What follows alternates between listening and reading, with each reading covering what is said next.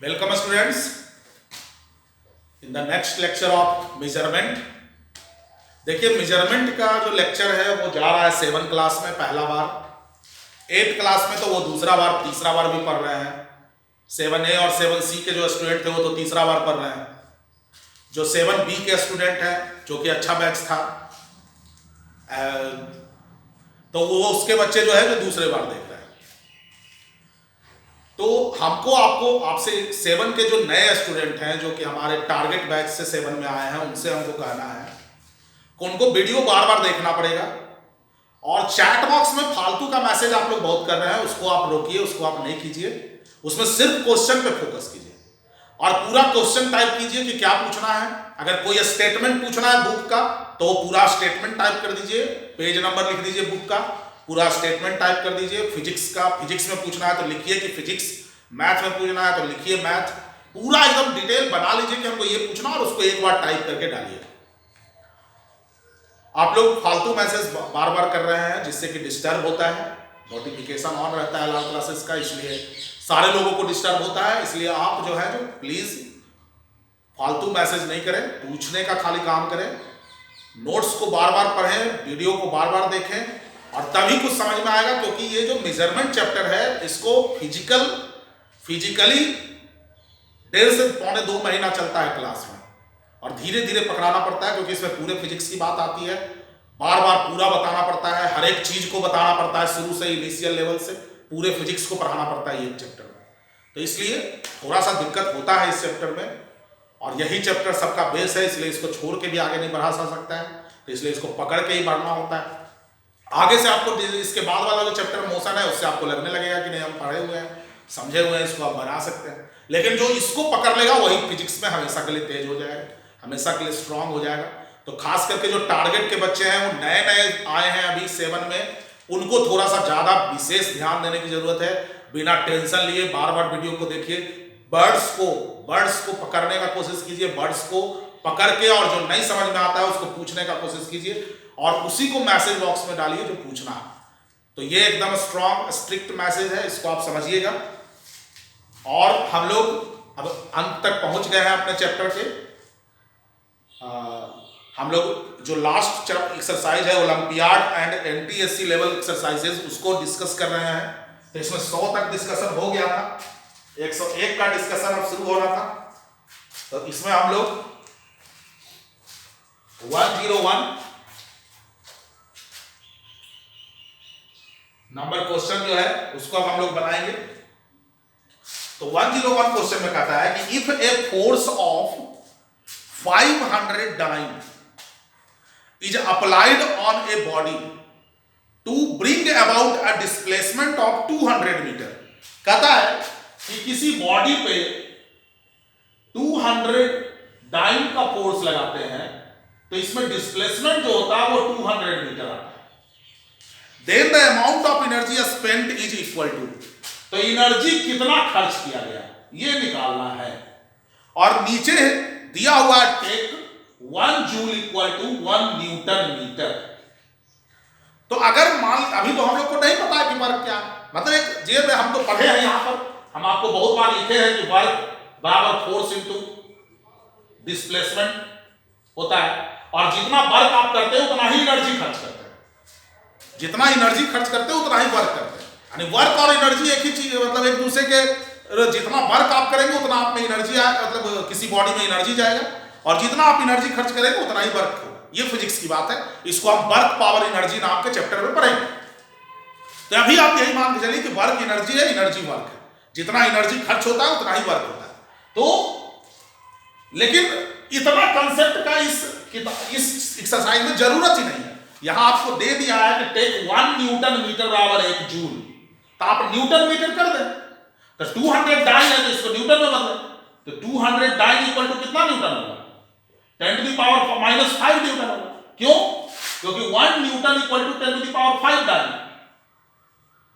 तो अगर हम 10 टू द 5 को नीचे लाएंगे तो 1 by 10 to the power 5 newton बराबर 1 डाइन और ये 10 टू द पावर 5 ऊपर जाके माइनस 5 होगा।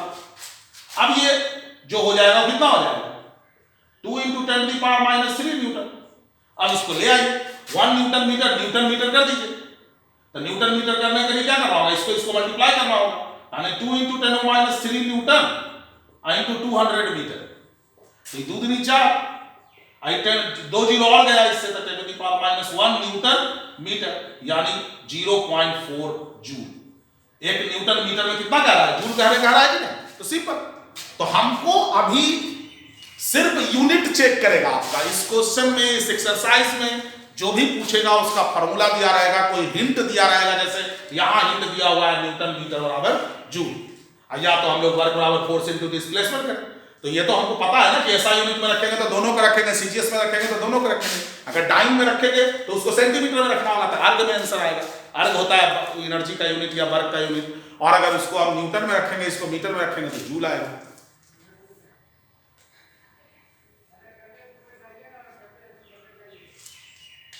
अब आते हैं ये 101, फिर आते हैं 102,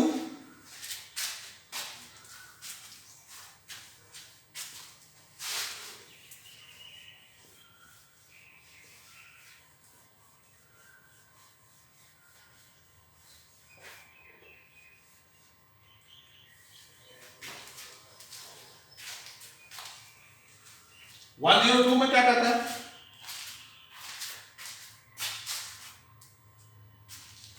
कहता है there is a huge dumping of metallic pieces in a factory, all the pieces are of equal mass, that is 10 milli kg, यानी अब देखिए यहां पर एक चीज है, हम लोग बोले थे आपको कि दो तरह का प्रीफिक्स एक साथ यूज नहीं होता है जनरली, लेकिन अब दिया है तो क्या करेंगे, हमको तो बनाना पड़ेगा ना। जैसे कह रहा है कि स्मॉल जो पीस है, स्मॉल पीस जो है वो उसका मास ऑफ स्मॉल पीस का जो है वो 10 मिली केजी है, यानी हम इसको लिखेंगे 10 × 10⁻³ केजी।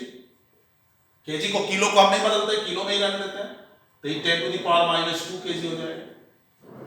उसके बाद कहता है कि टोटल वेस्ट जो है मेटालिक पीस का वो 10 मेगा केजी है, यानी मास ऑफ टोटल पीसेस जो है वो 10 मेगा केजी है, यानी इसको हम करेंगे 10 × 10⁻6 केजी, यानी 10⁻7 केजी हो जाएगा।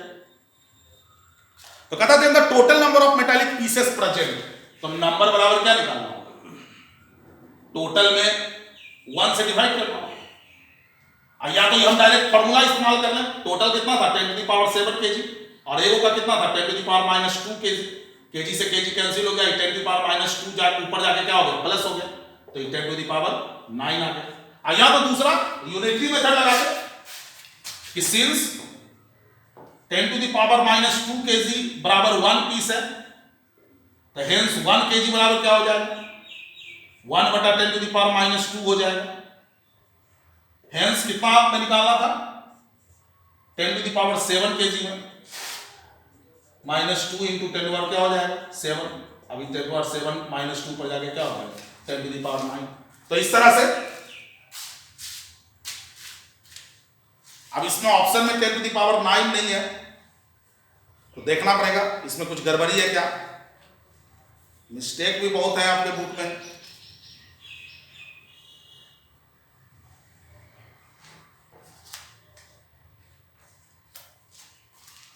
इस तरह से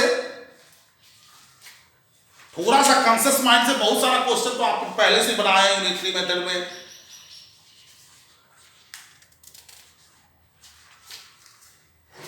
क्वेश्चन नंबर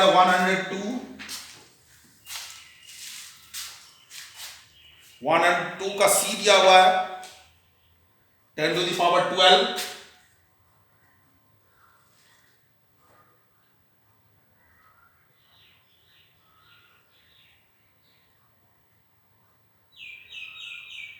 मेगा होता है 10⁶ 7 2 9।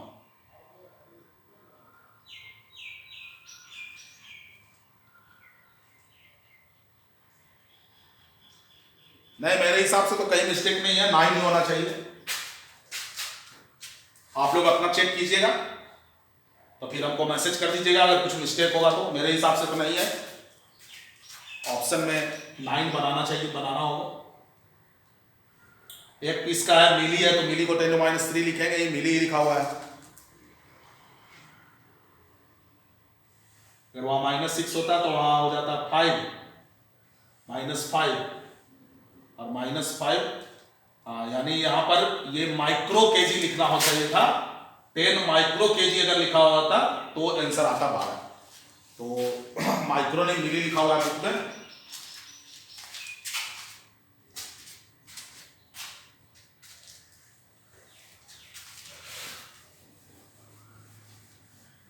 वन 103 नंबर क्वेश्चन जो है वो भी थोड़ा सा हटके है, इंपॉर्टेंट है, उसको समझना चाहिए।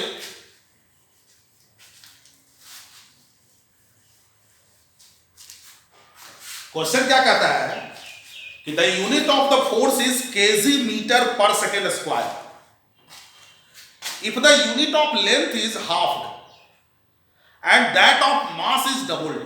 यानी लेंथ के यूनिट को आधा कर दिया जाए और मास के यूनिट को दुगना कर दिया जाए, तो then the unit of force will be. तो हम लोग वैसे ही बनाएंगे। हम लोग कह रहा है कि यूनिट ऑफ फोर्स जो है, फोर्स का यूनिट जो है वो क्या कह रहा है, KG metre per second square. तो कहता है कि the unit of length is half and that of mass is double, the unit of force will be. तो देखिए, अब जब हम लोग N1U1 बराबर N2U2 करें तो N1 is 1, U1 is kg metre per second square. अब कितना गुना, यही ना यहां गुना हुआ है, तो कितना टाइम्स हो जाएगा। तो N2 हम लोग को कह रहा है कि क्या कह रहा है, unit of length is half and mass is double, यानी केजी को 2 केजी करने कह रहा है।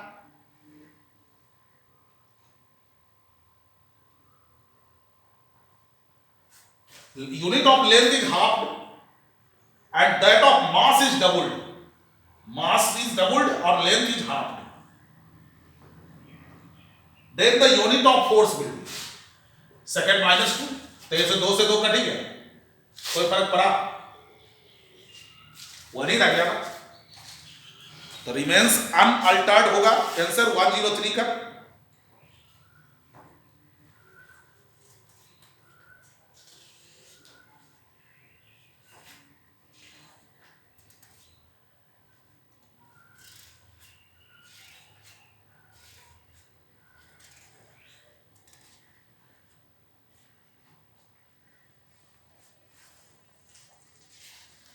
What 103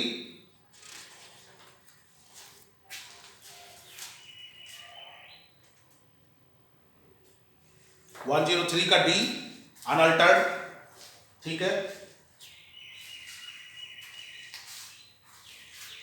104 नंबर क्वेश्चन बन जाएगा आप लोग से। क्या कह रहा है कि 5.74 gram of a substance occupies a volume of 1.2 centimetre cube, तो then density of the material with regards of significant figure. तो डेंसिटी बराबर फॉर्मूला पढ़े थे हम लोग, मास बटा वॉल्यूम। ये क्वेश्चन 104 है। तो मास दिया हुआ है 5.74 ग्राम और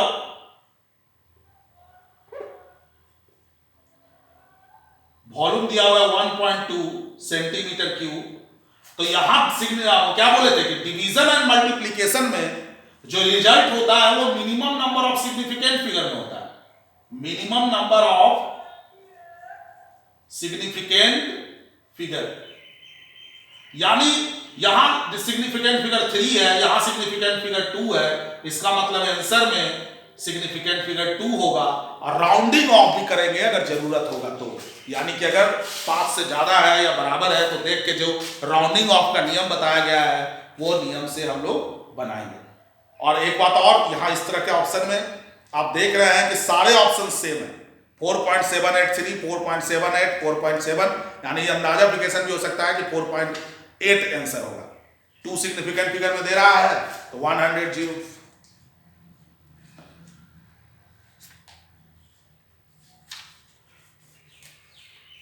क्वेश्चन नंबर 104 डी 4.8 है, क्योंकि 2 सिग्निफिकेंट फिगर देना है, 4.78 है तो 5 से ज्यादा है तो एक तो बढ़ाएंगे ही ना, 4.783 है तो हमको 2 सिग्निफिकेंट फिगर में लाना है, तो इसके बाद वाला तो है 5 से ग्रेटर देना है ना, 8 जो है 5 से ग्रेटर देना, तो इसको बढ़ा देंगे तो 4.8 हो जाएगा।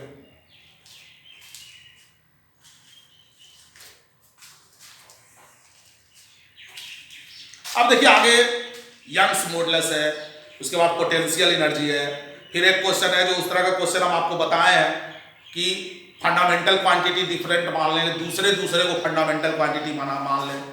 अभी ये सब क्वेश्चन मान लेते हैं कि आपको नहीं भी समझ में आता है तो 1-2 बार देखेंगे और उसको ट्राई करेंगे कि जो किया हुआ चीज है उसमें क्या हमको नहीं समझ में आ रहा है। जैसे हम लिख रहे हैं 4f is directly proportional f बराबर m पे पावर a, तो क्यों लिख रहे हैं? अगर नहीं समझ में आ रहा तो नॉनसेंस टाइप का सवाल आप करिए ना कि सर यहां पर ऐसा क्यों लिख दिए, a पे पावर m क्यों लिख दिए, तो ये हम डिस्कस करेंगे तो सॉल्यूशन निकलेगा। तो इसमें जो 105 से 109 नंबर तक का क्वेश्चन है वो मतलब कि एकदम से थोड़ा सा अप लेवल है, तो इसको लेकिन डिस्कस किया गया है कॉपी में। अब जैसे हर एक जो है चैप्टर डिस्क्राइब करना पड़ेगा। अब यंग्स मॉडुलस है तो यंग्स मॉडुलस को बताना पड़ेगा पहले कि यंग्स मॉडुलस होता क्या है, ताकि आपको यंग्स मॉडुलस में थोड़ा सा इंटरेस्ट आए कि यंग्स मॉडुलस क्या है। अब ये इस चैप्टर है जिस इलास्टिसिटी नाम का चैप्टर है जिसमें यंग्स मॉडुलस पढ़ना है, तो वो चैप्टर हम लोग डिस्कस करेंगे। तो पहले तो वही बताना होगा कि क्या है।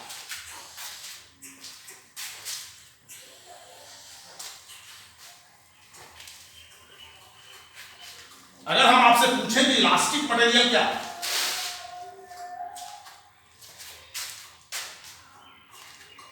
तो सबसे पहले जो अगला क्वेश्चन बनाना है यंग्स मॉडुलस, उसमें हम लोग थोड़ा इलास्टिसिटी समझना।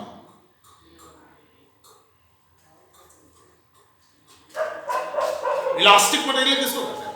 आप रबर को कहते हैं इलास्टिक है, खींचते हैं फिर से अपना पहले वाला स्टेप में आ जाता है। हालांकि जो थ्योरी है उसके अनुसार से इलास्टिक वो नहीं है, रबर को इलास्टोमर कहा जाता है।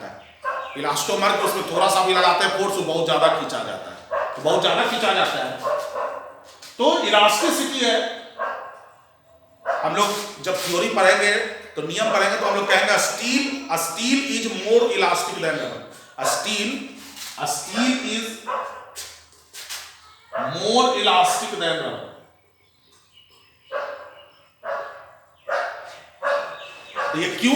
तो ये सब पढ़ेंगे हम लोग जब पढ़ेंगे, अभी आप रट के इसको याद रखिए। तो इलास्टिसिटी होता है प्रॉपर्टी टू रीगेन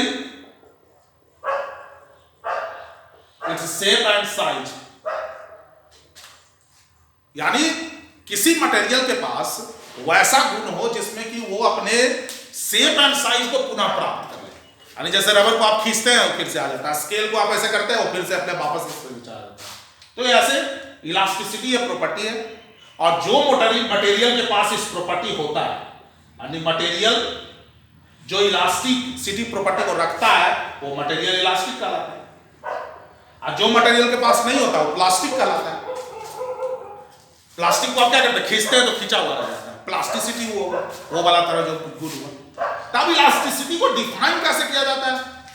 तो इलास्टिसिटी में क्या होगा, जैसे ये मान लीजिए कोई चीज है, रबर है या कुछ भी है, इसमें आप क्या लगाते हैं? फोर्स लगाते हैं। तो जितना मोटा होता है उतना ज्यादा फोर्स लगाना होता है कि नहीं? तो जितना मोटा होता है उतना ज्यादा फोर्स लगाना होता है। तो अब ये क्रॉस सेक्शनल एरिया का है। अब 7 के स्टूडेंट क्रॉस सेक्शनल एरिया में पहला बार सुन रहे हो, तो ध्यान से समझिए कि अगर ये पेन है, अगर इसको आप ऐसे काटते हैं तो इसको काटेंगे तो कैसा एरिया नजर आएगा? गोल सर्कुलर एरिया नजर आएगा। तो जो काटने के बाद जो एरिया नजर आता है उसको क्रॉस सेक्शनल एरिया कहा जाता है। क्रॉस सेक्शन यानी काट दिया जाए तो जो सेक्शन नजर आए, जैसे ये बुक है, अब इस बुक को अगर हम काट दें तो कैसा एरिया नजर आएगा? रेक्टेंगुलर। तो इसको हम कहेंगे इसका क्रॉस सेक्शनल एरिया रेक्टेंगुलर है।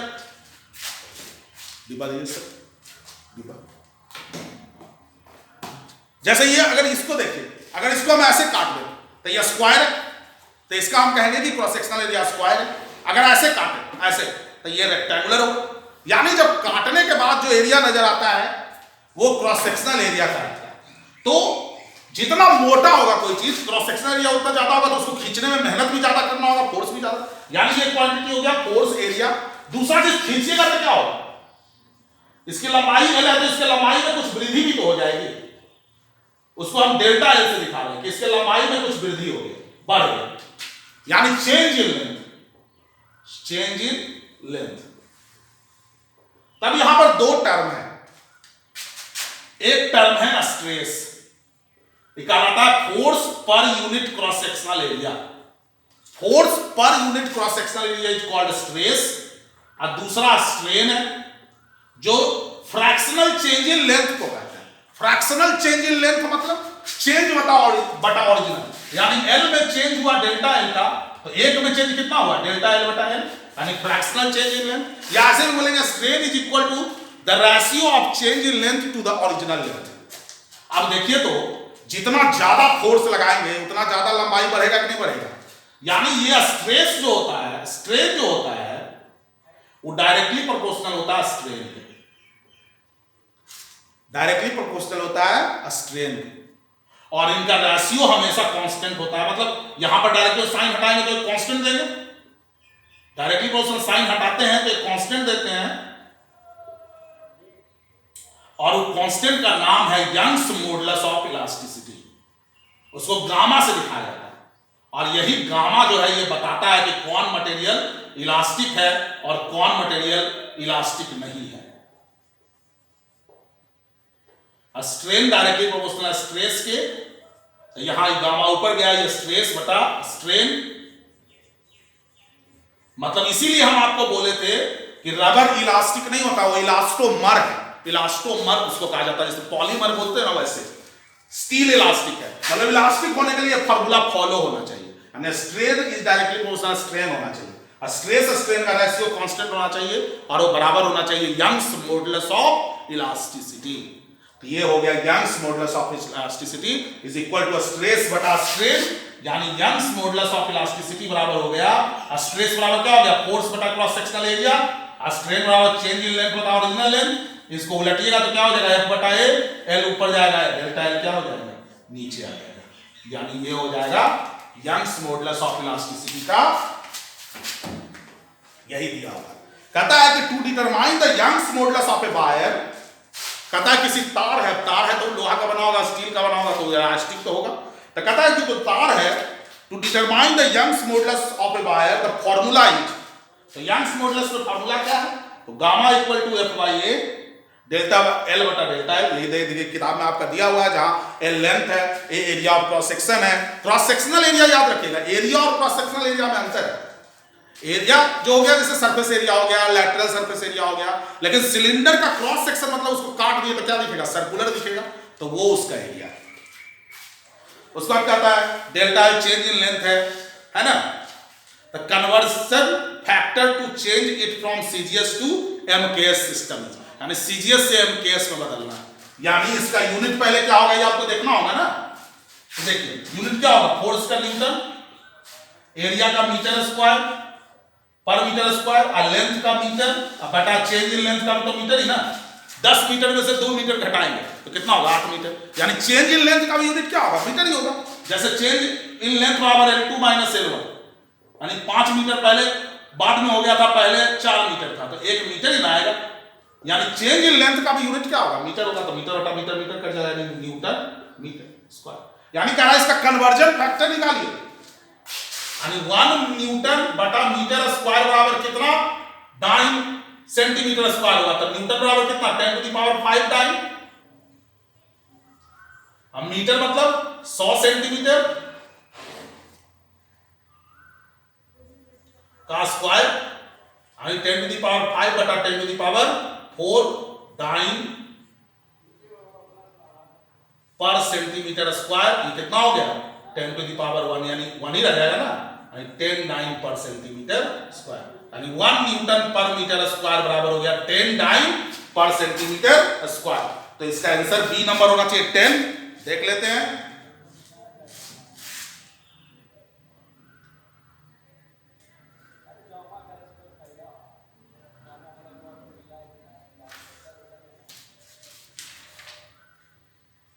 देख लेते हैं 0.1 न्यूटन पर मीटर स्क्वायर है, दाईं संख्या। तो उल्टा दे रहा है आपके आंसर किताब में 1 न्यूटन पर मीटर स्क्वायर बराबर 10 डाइन पर सेंटीमीटर स्क्वायर।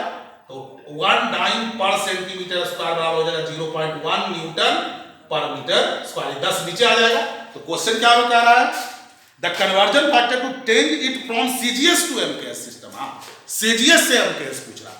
अगर एमकेएस मतलब मीटर किलोग्राम सेकेंड, एमकेएस से सीजीएस में पूछता तो कन्वर्जन हो जाता 1 न्यूटन पर मीटर स्क्वायर बराबर 10 डाइन पर सेंटीमीटर स्क्वायर। अगर सीजीएस टू एमकेएस पूछ रहा है तो यानी 1 डाइन पर सेंटीमीटर स्क्वायर बराबर 10 उधर चला जाएगा, 1/10 न्यूटन पर मीटर स्क्वायर। तो 10 भागा डिवाइड करेंगे तो 0.1 आएगा ना। तो इस तरह से आपसे पूछ रहा है।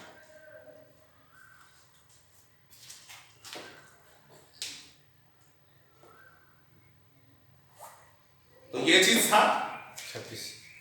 तो एक बात का ध्यान रखेंगे, आज जो हम आपको समझाए हैं चैट बॉक्स में सिर्फ क्वेश्चन टाइप करें, आप पूरा इंफॉर्मेशन टाइप करें। फिजिक्स में पूछना है तो फिजिक्स के टीचर से संबोधित करें कि सर हमको फिजिक्स में दिक्कत है। आप पूरा एकदम टाइप करें कि ये चीज दिक्कत है कि हमको समझ में आए। जैसे किताब का पेज नंबर टाइप करें, उसमें जो पैराग्राफ है वो टाइप करें, जो टॉपिक है वो टाइप करें, उसका कैमा लाइन है या पूरा डिटेल लिख दें। चैट बॉक्स में पूरा लिख दें कि ये चीज इसका मतलब नहीं समझ में आ रहा है, क्योंकि आप लोग जो भी लिख रहे हैं वो समझ में नहीं आ रहा कि आप क्या पूछना चाह रहे हैं।